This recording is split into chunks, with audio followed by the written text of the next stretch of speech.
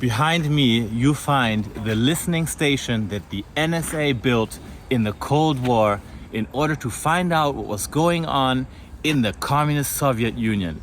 Back in the days when the Cold War was coming to a tight situation, presidents like Lyndon B. Johnson, JFK, and Richard Nixon wanted to find out what was going on in Soviet Russia. Join me in my quest to find out what's inside that had the communists so scared.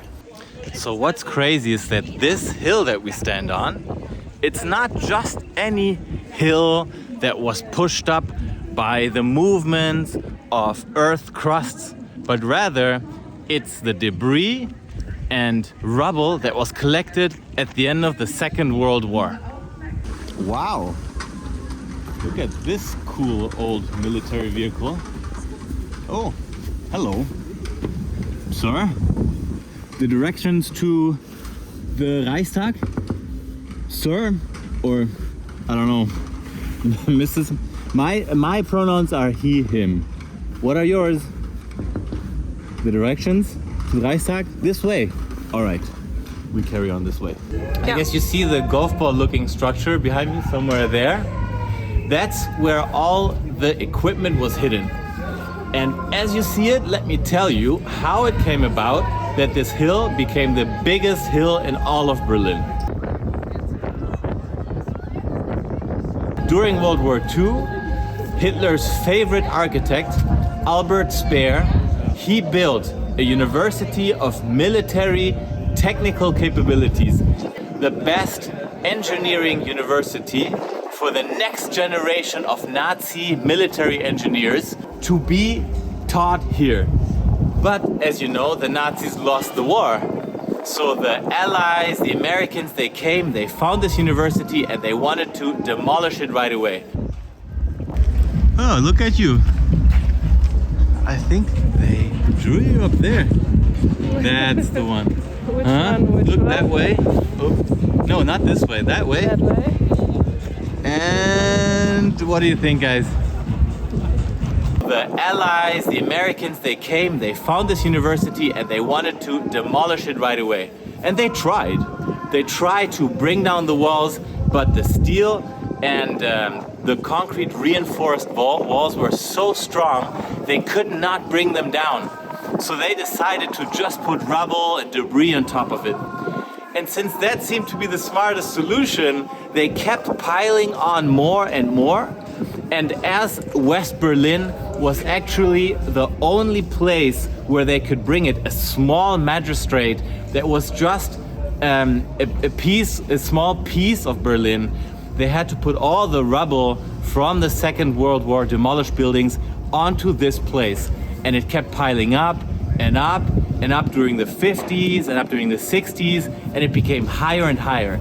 And that's when presidents like JFK and Lyndon B. Johnson decided that they needed a place to put all this listening equipment so that they could understand what was going on the other side of the border, in the Warsaw Pact countries, and of course in Soviet Russia. Then the Americans looked at all the hills that were around in the area, and none of them proved to be as capable of picking up signals from the east as this exact place. Anne, do you hear the Russians? Do you hear it? In fact, while the hill kept piling up and becoming higher and higher, and people didn't always want to hike up all these 100 and at some point 120 meters, they built a ski lift. However, on the orders of the Americans, the ski lift had to be removed. People think that it's because the radio signals were interrupted by the lift that it had to be removed. What do you think of the events going on here? I really don't know. I haven't seen anything really. From here, it sounds not that interesting, to be honest. Not that interesting to look at the female art festival at the Teufelsberg? I would appreciate if the festival were not today. It would have been none. History, yay. Art festival, nay. At least according to Anna. Not today anyway. Let's go and check out the next part of our quest to find out what was so special about the Teufelsberg. There's one fact that I cannot wrap my head around. It's that 1,000 Americans were stationed in this little area, in this dome, the one behind me, and there's one further up as well. And on top of that, there were 500 British agents as well. Now, it's being said that they needed so many people, especially Brits and Americans, because they didn't trust each other. That means that every signal that came into the machines that were located here, they were analyzed by both the Americans and the British, and they were not sharing information. In fact, it's being said that they were spying on each other. And to this day, the files and analyses of those days are still under wraps, because maybe there's some spicy information there that neither side wants to admit they were collecting on the other. That's so strange. So many years ago, still under wraps. Very atypical. I'm doing this for you. Look at this. But I swear to God, it's so fucking cold. Oops. How are you feeling? It's really, really cold. It's actually cold. Bathroom? We're good? And bathroom? All right.